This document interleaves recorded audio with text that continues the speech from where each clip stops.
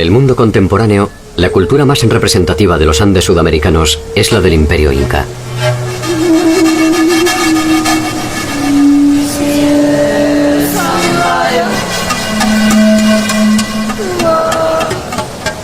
Sin embargo, la historia imperial de los incas representa apenas un siglo.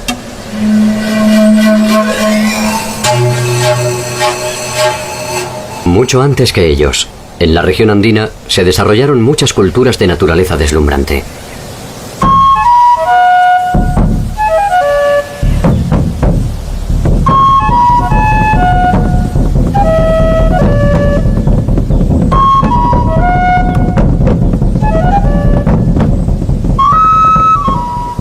Conocer este mundo preincaico es una aventura siempre inquietante. La importancia de sus estructuras políticas y religiosas, sus increíbles desarrollos tecnológicos y su compleja forma de asociación desembocaron irreversiblemente en el mundo de los incas.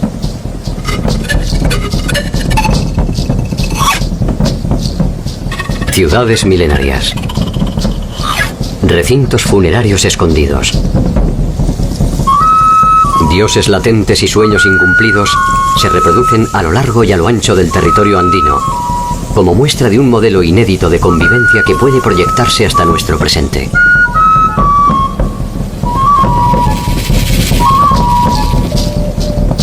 ¿Quiénes fueron y cómo vivieron los pueblos que precedieron a los incas?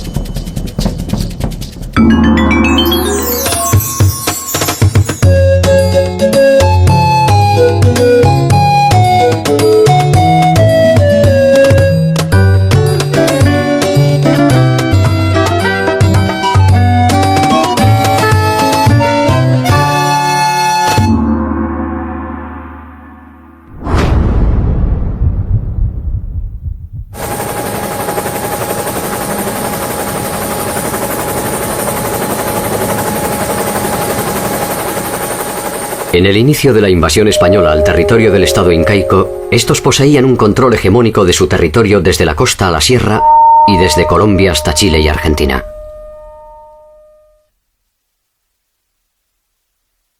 Algunos de los señoríos que los precedieron estaban bajo su órbita mediante acuerdos, y otros, sencillamente, habían sido sometidos militarmente.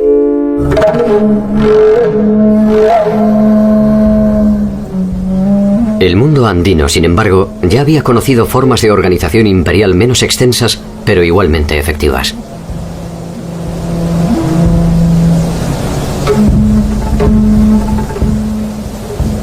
Hacia el remoto inicio de los tiempos, muchos habían intentado el sueño que coronaron los incas. Un sueño milenario iniciado en un paisaje que era apenas algo menos que un desierto hostil.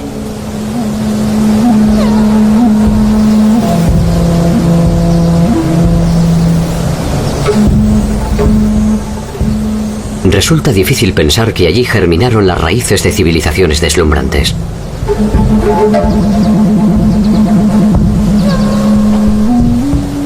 Allí nacieron los primeros dioses, las primeras leyes, los primeros desencuentros.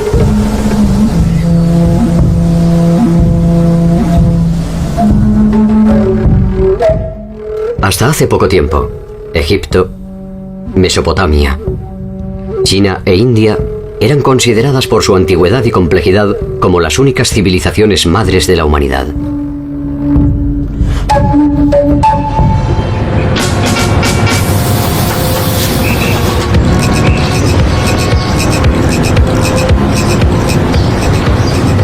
Sin embargo, más de 4000 años antes de la fundación de Cartago, 2000 años antes del reinado de Ramsés I, y 1000 años antes de Hammurabi, existió en Perú un complejo político y cultural cuyo centro fue la ciudad sagrada de Caral.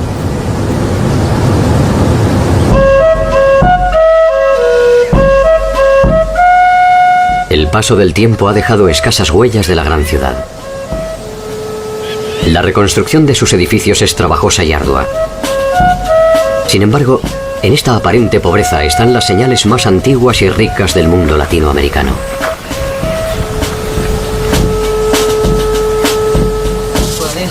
Entender qué nos dice este rastro de polvo, es empezar a comprender la complejidad de nuestro tiempo.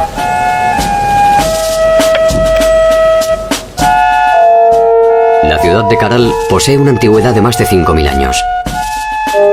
Es hasta hoy la primera ciudad-estado de América. En ella se organizaron los intereses de los hombres en torno a reglas específicas y concretas de convivencia, que incluyeron el pensamiento religioso, la innovación tecnológica y científica y la estratificación social.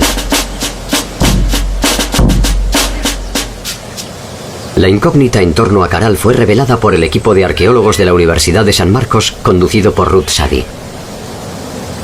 Caral era un sitio arqueológico conocido por varias décadas ya.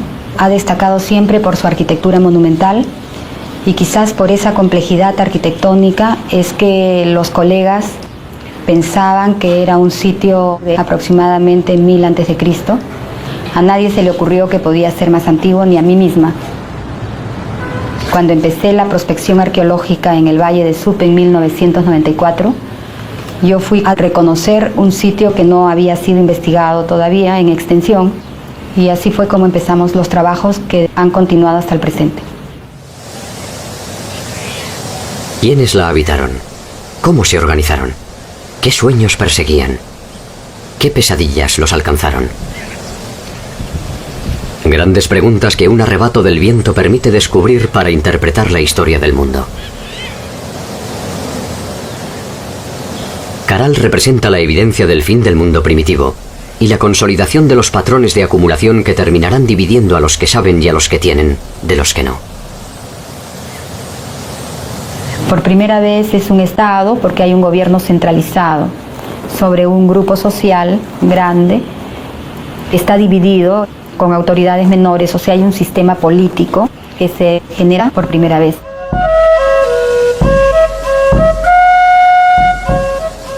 Extendida sobre una superficie de 50 hectáreas, posee 32 conjuntos arquitectónicos entre los que se encuentran el Templo del Anfiteatro, la Pirámide Mayor y la Pirámide de la Galería. No es solo Caral, son 18 asentamientos en el Valle de Supe, de diferente extensión, de diferente complejidad. Comprendió los territorios de costa, de sierra y de selva. O sea, por primera vez en el Perú se tendió un eje de interacción entre las sociedades que poblaban las diversas regiones. De modo que tenemos productos, conocimientos y experiencias que de la selva se trasladaron a la sierra, de la sierra a la costa, y todo fue un eje que enriqueció el proceso general de esta sociedad.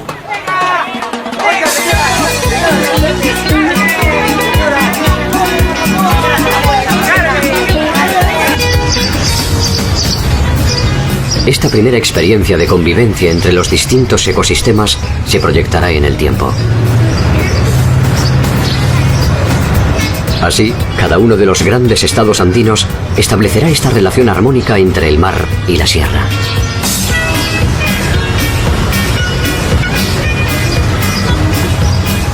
La importancia que tiene el sitio arqueológico es que testimonia el proceso cultural que dio origen a la civilización más antigua de América. Y es tan antigua como los focos más antiguos identificados en el viejo continente de Mesopotamia, Egipto, India y China. Caminando entre los vestigios de la ciudad, se pueden apreciar los vastos conocimientos arquitectónicos que poseyeron sus moradores. Caral era un gran asentamiento urbano y estamos frente a una sociedad jerarquizada. Hay distinciones en cuanto a la forma de vivir. Están las casas de los funcionarios al costado de los edificios. Luego tenemos las casas de los servidores, que son mucho más pequeñas, y están las casas en la periferia, que son todavía más pequeñas. Entonces se nota que hay un modo de vida distinto de acuerdo a la posición que los individuos tenían dentro de la organización social. El salto cualitativo de la concepción urbanística y arquitectónica define a Caral como una morada destinada a los dioses. Y los que ordenaron su construcción no pueden ser otra cosa que sus intermediarios. La ciudad testimonia eso. La arquitectura implica conocimientos de matemáticas, de geometría, de estabilidad de los materiales para que una construcción piramidal de más de 20 metros no se venga abajo. Implica también conocimientos de astronomía, aplicaron conocimientos en la tecnología agraria. Entonces, todo ese cúmulo de conocimientos hizo o sustentó el prestigio de la ciudad. Reconstruir la maravilla de la ciudad es un trabajo delicado que exige a los arqueólogos su máxima atención. Cada piedra es algo más que una parte decisiva de una edificación. Sobre ellas reposan un contenido espiritual y otro político que en algún sentido son lo mismo. En esta etapa del desarrollo civilizatorio, el Estado utilizó mucho de la religión.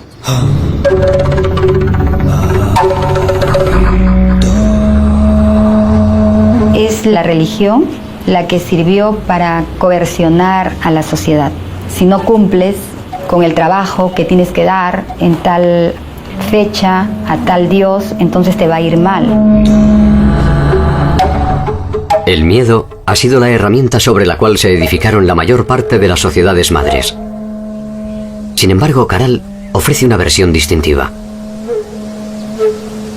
La ciudad no posee indicios de presencia militar, ni siquiera de tipo defensivo.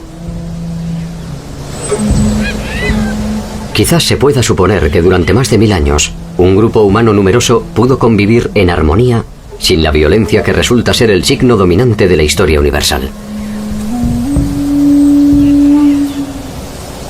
Si esto fue posible, Caral no es solo un descubrimiento, también es una esperanza. El militarismo, al parecer, surge más adelante. En esta etapa primera del desarrollo de la sociedad, el Estado representa frente a los dioses a los hombres, sigue siendo humano. Posteriormente, con el señor de Zipán, el Estado, los gobernantes son divinos. De alguna manera se puede deducir que el tiempo de los dioses fue un tiempo de paz. La hora de los hombres iniciaba su cuenta regresiva. La ciudad fue la primera víctima de estos nuevos tiempos. La ciudad de Caral fue ocupada de modo ininterrumpido hasta los 1000 años y luego de eso la ciudad fue abandonada definitivamente. Nosotros trabajamos la hipótesis de que se formaron otros polos de desarrollo en otras partes del territorio del Perú. Otras sociedades que habían estado participando sin ser el centro empezaron a desarrollar también modelos de vida civilizada, tanto en el norte como en el sur, y generaron otros focos que incorporaron otras sociedades, y eso es lo que creo yo reemplazó en prestigio a Caral progresivamente. Caral es el descubrimiento más trascendente de la arqueología reciente. Es allí donde se encuentra la matriz del mundo andino. El primer eslabón de una serie de culturas que terminarán desembocando en el célebre Estado Inca. Una cadena que exige detenernos en una serie de culturas que nos darán el ADN definitivo de un tiempo tan majestuoso como inusual.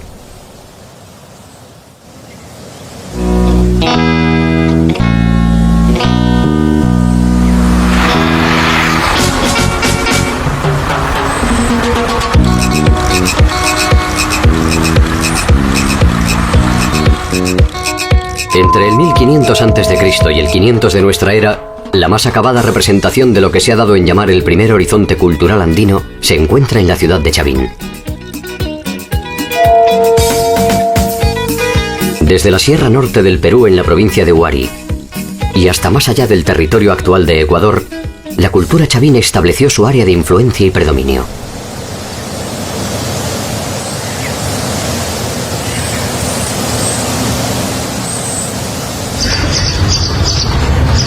Cerca de allí, al final de su tiempo de gloria, se desarrolló otra importante cultura andina en los alrededores de Lima.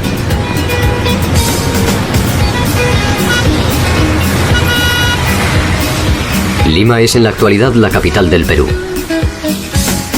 Los conquistadores españoles la llamaron la Ciudad de los Reyes y establecieron allí la sede del gobierno colonial. Probablemente su estratégica ubicación cercana al mar y un interés por debilitar la influencia de la antigua capital incaica, Cuzco, determinó su emplazamiento. Entre el año 200 y el 700 de nuestra era, en torno a los valles limítrofes a los ríos Rímac, Chillón y Lurín, se desarrolló la cultura lima. Allí se combinaron los patrones clásicos de las sociedades andinas: la siembra, las obras hidráulicas, la construcción de caminos, el intercambio y la pesca. Muchos de los vestigios concretos y espirituales de los Lima se revelan hoy a orillas del mar en el adoratorio de Pachacamac. Pachacamac está vinculado con toda la mitología costeña y fue un centro de peregrinaje y de devoción muy importante. Y los incas lo mantuvieron y le dieron la debida importancia, a tal punto de que había un Abyaywasi en Pachacamac, una suerte de monasterio de religiosas, el culto al sol y el culto a las divinidades incas.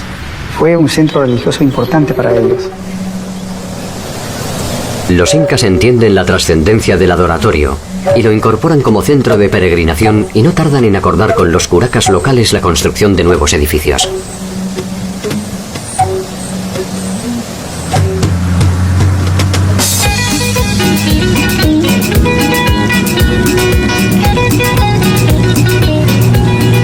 Una estrategia similar realizaron los incas cuando procedieron a la conquista del pueblo aymara en las inmediaciones del lago Titicaca.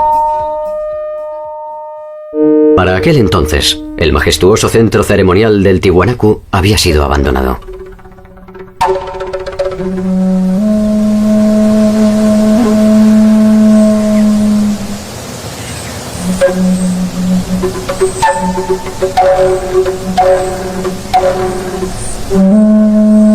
Estamos en el lugar más importante y más impactante de lo que ha sido Tiwanaku en cuanto a su arquitectura.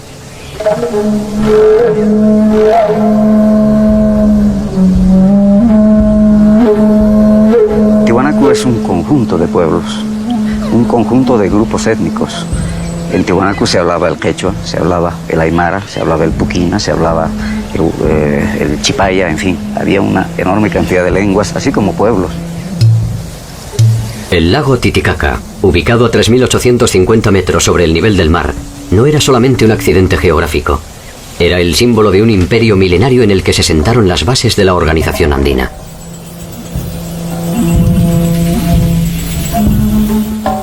Para los tihuanacotas, fue en su capital donde se produjo el origen del mundo. El dios creador, Viracocha, emergió de las aguas del lago Titicaca y fue él quien colocó al sol, la luna y las estrellas en el cielo, y quien envió a sus auxiliares a crear los animales y las plantas. Fue él quien talló en piedra a los hombres, les dio vida y los entregó al mundo.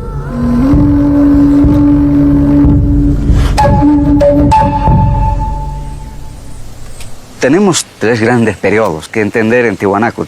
El periodo aldeano, que se inicia aproximadamente hacia el año 1500, 1600 antes de Cristo. Este periodo aldeano va a perdurar hasta principios de nuestra era. A partir de principios de nuestra era, gracias a la consolidación del territorio, el aumento de la población, la diversificación en la producción, los nuevos sistemas agrícolas que se van realizando en Tiwanaku, el intercambio de productos, los excedentes, en fin, Tiwanaku se transforma en un estado. Es la época de las grandes construcciones, es la época donde hay ese predominio religioso.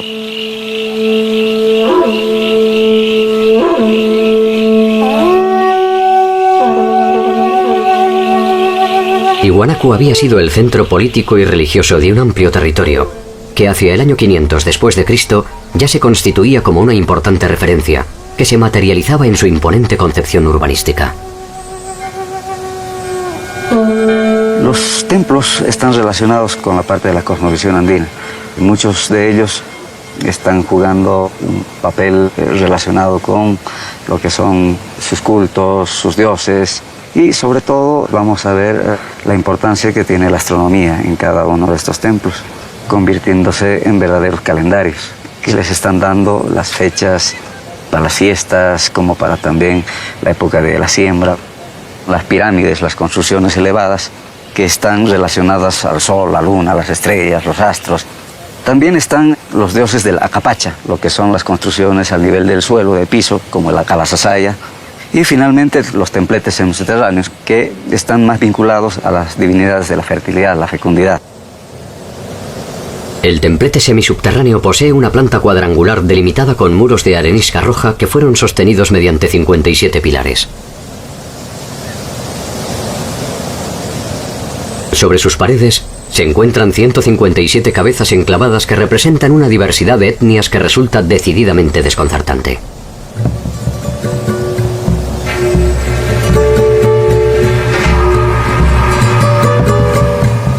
Allí se representan distintas razas que de ninguna forma pudieron ser conocidas por los habitantes de Tiwanaku. Muchas son las hipótesis a propósito de su significación. Para algunos, representan la morfología de los diversos pueblos sometidos por el Imperio Tiwanaku. Para otros, se trata de un ensayo de Viracocha para la creación de la pareja original que poblaría el mundo. Los tiwanacotas proyectaron y realizaron obras monumentales, entre las cuales destaca la maravillosa Puerta del Sol, cuyo emplazamiento original es todavía un enigma. La Puerta del Sol nos está mostrando un complejo calendario, un calendario de carácter solar, lunar y a la vez agrícola. Los personajes alados están 15 a cada lado, nos muestran los 30 días del mes y vamos a tener 11 pequeños soles, más el 12º, que es el dios solar en la parte central, que nos está mostrando también esa división de 12 meses en el año.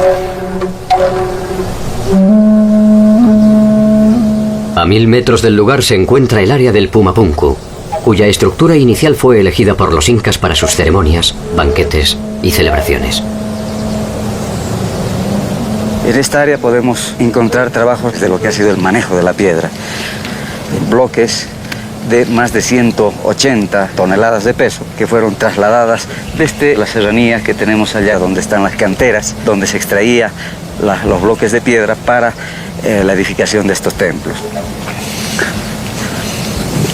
Uno de los mayores bloques justamente es esta plataforma, que tiene un peso de 185 toneladas, que eran parte del templo, el magnífico templo que se encontraba justamente hacia la salida.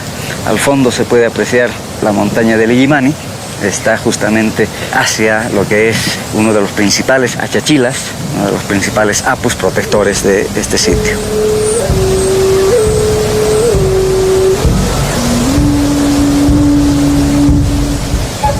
Tiwanaku tiene una gran importancia no solamente para el área del altiplano, sino también su importancia va a radicar en la influencia que ha tenido en el desarrollo cultural prehispánico en muchas culturas en gran parte de América.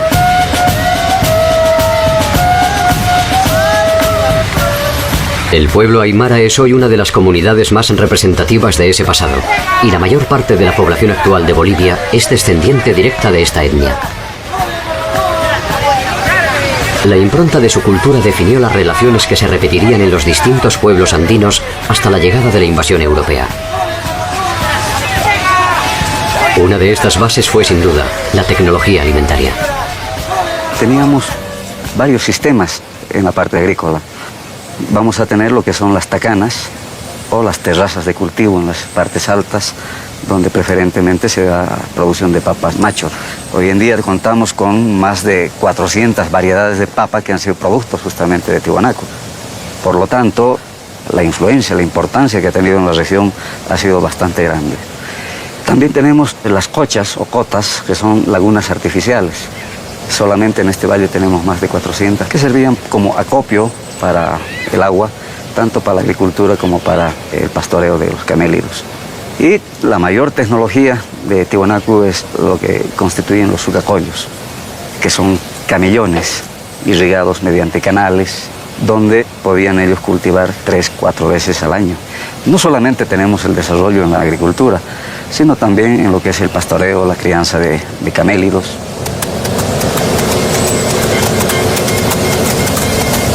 Gracias a ellos, se tornó industrial la producción de carne desecada, conocida como charqui. Esta innovación tecnológica permitió la intensificación de los intercambios. Su prosperidad no tardó en producir la necesidad de expansión territorial en busca de espacio para la agricultura. Hacia el 700, Tiwanaku deja de ser un estado con predominio religioso, teocrático, se va transformando en un estado militarista, expansionista, donde va abriendo sus fronteras, va creciendo, se van formando nuevas ciudades que están distribuidos hasta la costa del Pacífico, así como también gran parte del Perú, incluso entrando hacia Argentina y Chile. Y esto va a traer convulsiones sociales. Al mismo tiempo vamos a tener problemas de carácter climatológico, vamos a ver una prolongada sequía que ha de afectar la base económica de Tiwanaku, que estaba sustentada en la agricultura. Este colapso hace que Tiwanaku empiece a desintegrarse, a dividirse en pequeños grupos. Hacia finales del primer milenio, como tantas otras ciudades andinas, Tiwanaku es abandonada. Había alcanzado más de 6 kilómetros cuadrados de extensión y llegó a tener más de 30.000 habitantes. Tiwanaku fue una sede importante que albergó al mismísimo Inca y se convirtió en una importante base operativa para sus conquistas hacia el sur territorial. Tiwanaku fue un centro productor de conocimientos y espiritualidad. La importancia de Tiwanaku trascendió su apogeo y su caída. Quedan por descifrar muchos eventos que aún carecen de nombre propio. La cultura, la lengua, la religión y algunas hazañas cercanas de su pueblo se han negado a sucumbir.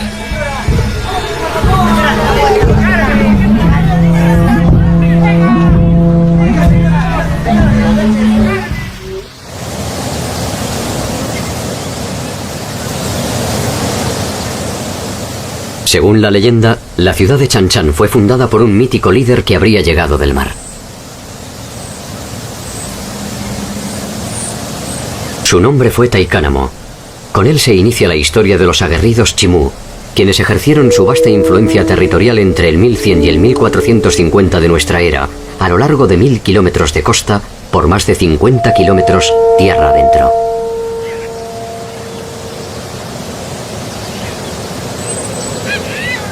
En Chan Chan llegaron a vivir más de 50.000 habitantes, y la armónica y serena belleza de la ciudad, con sus trabajados muros de barro, está aún en pie. Los Chimús protegieron específicamente sus conquistas agrarias y no dudaron en ejercer su poderío militar para asegurarse el control de los cauces de agua que garantizaban la siembra.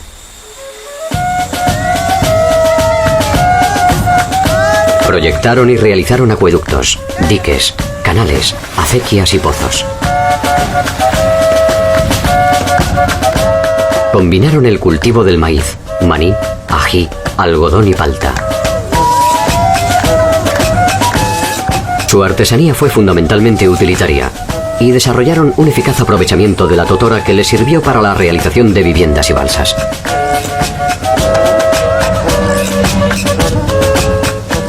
Su tecnología marítima es visible aún en muchos pueblos de pescadores. Sus conquistas se extendieron hacia el norte y el sur de Chan Chan, y nada parecía poner en duda su hegemonía. Nada hasta que se toparon con los ejércitos del Inca Pachacútec. La conquista de Chan Chan no fue una empresa fácil. Capac Chimú comanda su pueblo cuando los incas se plantan a las puertas de su territorio. Los Chimú se niegan a sumarse al Inca y por varias veces rechazan al multitudinario ejército imperial. La victoria será solo pasajera. Los incas reafirman su alianza con los curacas del Rimac y un nuevo ejército más grande y más poderoso desemboca finalmente en la rendición de Capac Chimú.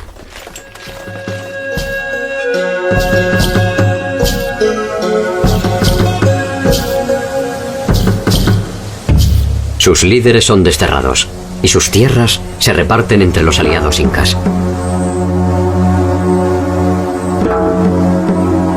La ciudadela de Chan-Chan, sin embargo, ha llegado hasta nuestros días con sus silencios de barro, para dar por sentado que cuando se trata de los chimú, ninguna rendición es definitiva.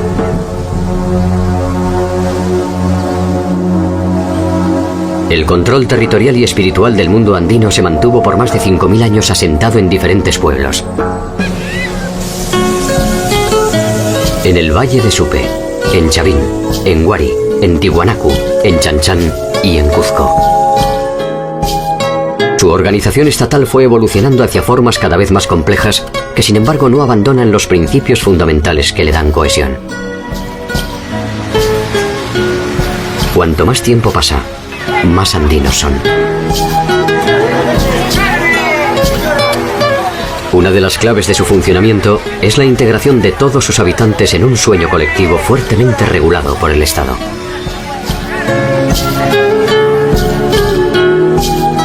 Uno de esos sueños, entre el año 100 y el 600 después de Cristo, se manifestó en una compleja y elevada organización sociopolítica identificada como cultura moche o mochica.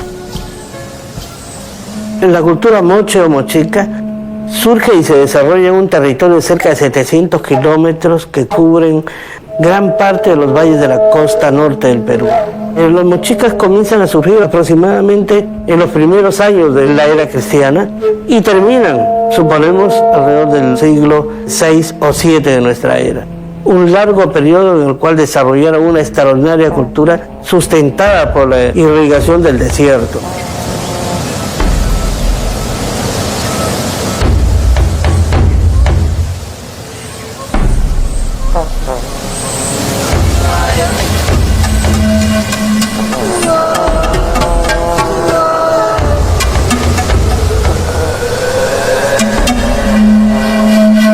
La conquista fue una de las formas mediante la cual se obtuvieron tierras, sirvientes, esclavos y riqueza. Pero sería a partir de su producción artística donde los mochicas obtendrían la eternidad que no le aseguraron las armas.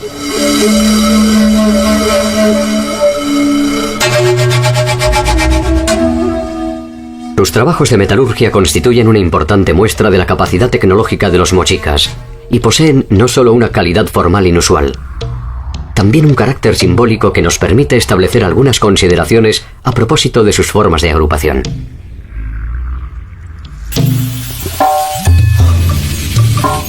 La presencia de una fuerte ornamentación en la representación de sus señores es el indicio de una sociedad jerarquizada que monopoliza no solo las decisiones políticas y militares. Es también la base desde la cual puede presumirse el carácter sagrado de sus gobernantes. El oro como metal sabemos que no tenía ningún valor comercial. El oro estaba reservado exclusivamente para los ornamentos de los soberanos. Cuando muere un personaje importante que tiene algún adorno de oro, se va con él a la tumba porque nadie puede usarlo. El concepto de uso de cualquier vestimenta, de cualquier atuendo, está muy asociado a las personas. Y además, estos ornamentos debían acompañarlo para la vida en el inframundo, donde tenía que seguir ejerciendo sus mismos roles y sus mismas funciones.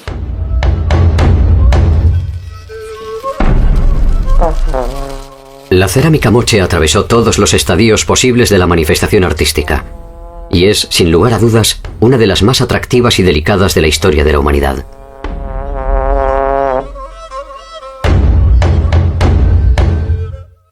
Desde los motivos abstractos primitivos hasta sus sofisticadas secuencias narrativas. Desde sus temáticas bélicas hasta las eróticas, en cada uno de los casos puede verse la cualidad de sus artesanos y la afirmación y personalidad de una cultura.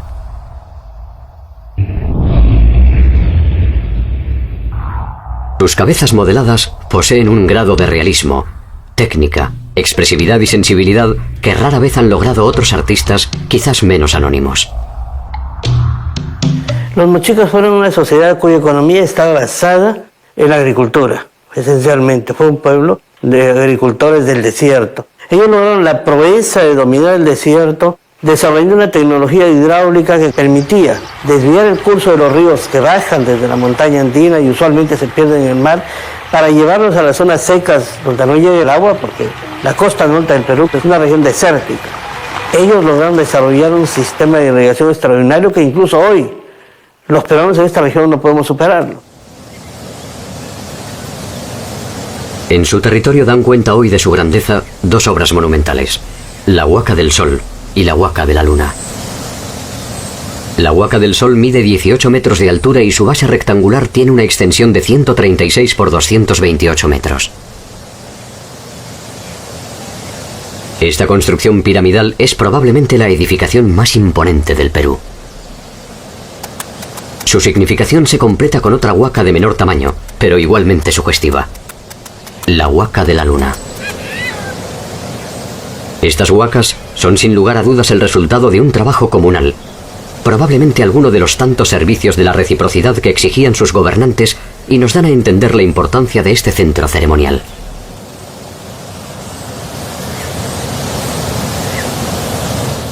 Muchos de los misterios de esta cultura guerrera han comenzado a revelarse a partir de un descubrimiento sorprendente.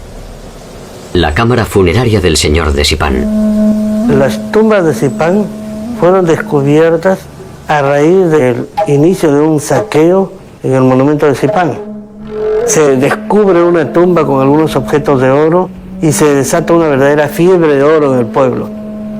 Iniciamos inmediatamente un trabajo de rescate arqueológico en una situación muy dramática que forma parte de toda la historia de esta excavación. Logramos detener el saqueo en el año 87. Iniciamos el trabajo de excavación que nos condujo algunas semanas más tarde a uno de los descubrimientos arqueológicos más importantes del antiguo Perú, la tumba del señor de Zipán. Lo importante de este descubrimiento es que por primera vez se logra presentar al mundo la tumba intacta, excavada científicamente de un soberano del antiguo Perú. Este sepulcro ofreció una serie de revelaciones que permitieron establecer un cuadro más acabado de la organización mochica a partir de la riqueza de sus múltiples significados.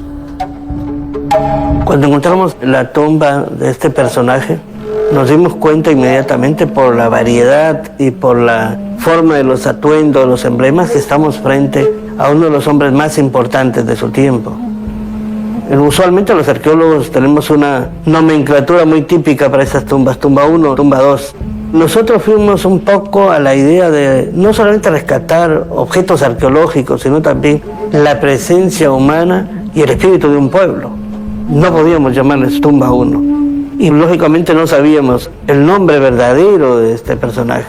Pero reflexionando sobre las características de la organización mochica como señorío y el nombre del pueblo de Zipán, lo llamamos la tumba del señor de Zipán.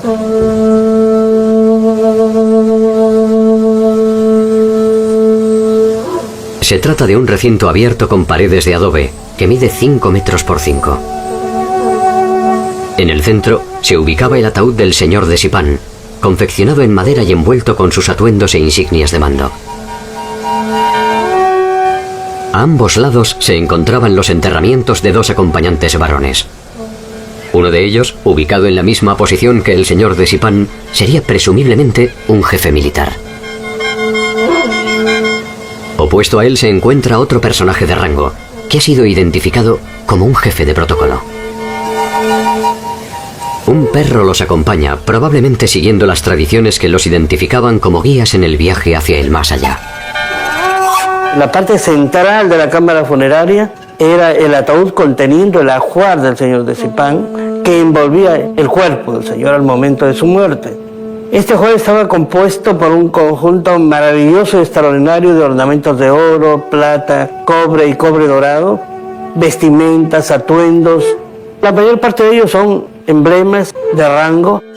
En la esquina suroeste de la cámara se encontraba un niño de aproximadamente 10 años, el techo, y sobre el techo el guardián que cuidaba la tumba. Y el guardián tenía los pies amputados como una señal simbólica de que no debía abandonar su puesto de vigilancia para la eternidad.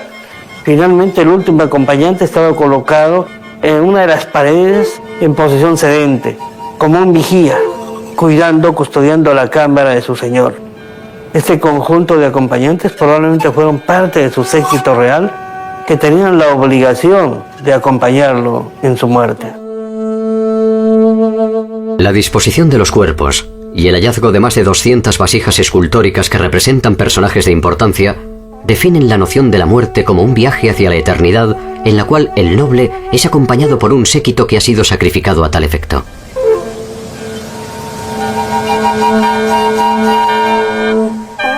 Los expertos han determinado, pese al delicado estado de sus restos, que su edad oscilaría entre los 45 y 55 años. Probablemente haya sufrido una incipiente artrosis en su columna vertebral. Los estudios no pueden determinar la causa de su muerte, pero se ha descartado que ésta se haya producido de forma violenta. En Zipán se han registrado un total de 13 tumbas que pertenecen a diversas épocas y a la compleja jerarquía de los gobernantes mochicas. En la cúspide estaba el señor de Zipán con una autoridad triple: militar, política y civil. Debajo de él los sacerdotes, debajo los jefes militares y después el entorno cortesano, que estaba compuesto por asistentes militares y asistentes religiosos de segundo nivel. Siempre los personajes principales al centro y alrededor los personajes de menor rango. Pero lo más importante es que cada tumba refleja el rol y función del personaje en vida.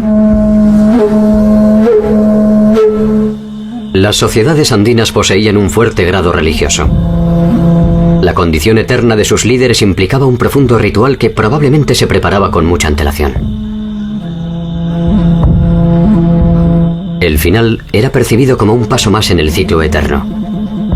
De ello se desprende que la separación entre la vida y la muerte era observada con cierta naturalidad.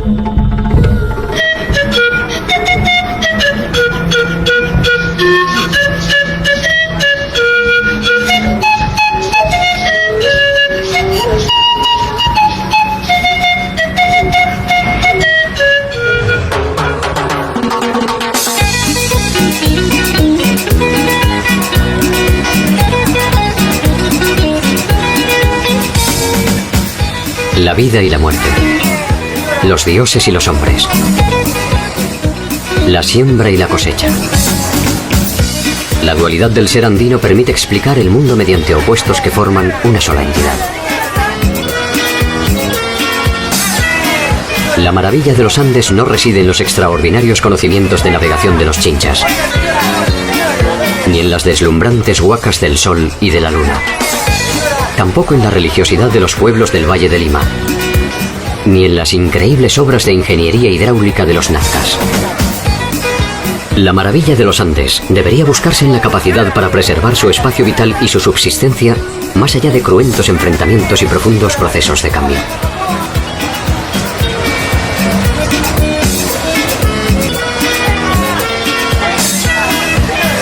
Quizás sin saberlo, seguimos esas mismas huellas que nos ofrecen la oportunidad de protagonizar una nueva realidad.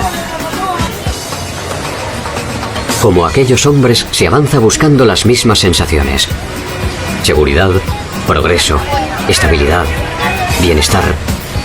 Un equilibrio complejo que conlleva vivir constantemente sobre el filo del bien y del mal.